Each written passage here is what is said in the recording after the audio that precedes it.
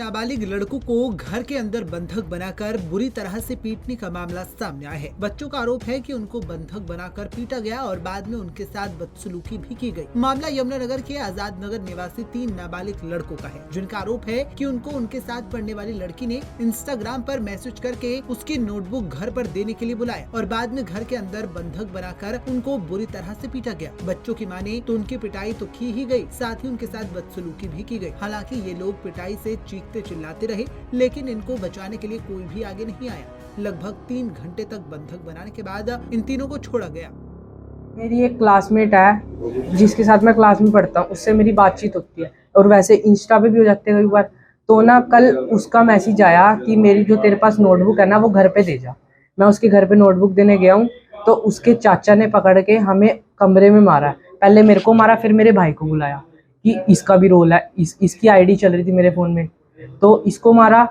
फिर एक लड़का हो रहा है जिसका मैटर है उसके साथ, तो वो उस लड़के को भी मारा, ठीक है। और मेरे गले में रस्सी बांध दी और हाथों पे डंडे मारे, सिर में डंडा मारा और यहाँ आइस पे मेरे डंडा लगा है और बाकी मेरे मुंह में थूक दिया। और जो मेरी आंख से ब्लड नीचे गिरा ना तो उसे कह रहे चाटो। फिर मैंने अपने कपड़े से साफ करा वो ब्लड सारा। और बस इतनी बात थी। और रात हमें 3 बजे से पकड़ के रात को 9 बजे तक मारा और 11:30 बजे जिस टाइम छोड़ा ना तो मुर्गा बना के गली में चपले मार के छोड़ा। हम जादनगर गली नंबर 6 हाउस नंबर 133। मारने वाले कितने लोग थे?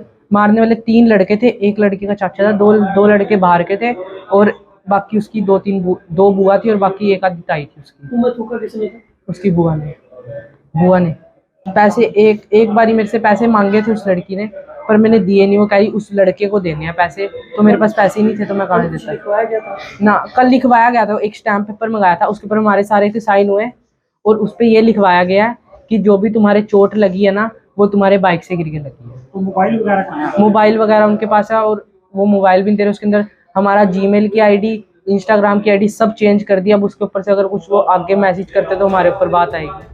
वहीं मामले के सामने आने के बाद बच्चों के परिजन और बच्चे पुलिस थाना पहुंचे, जहां पुलिस ने मामला दर्ज कर मामले में जांच कार्रवाई तेज कर दी है।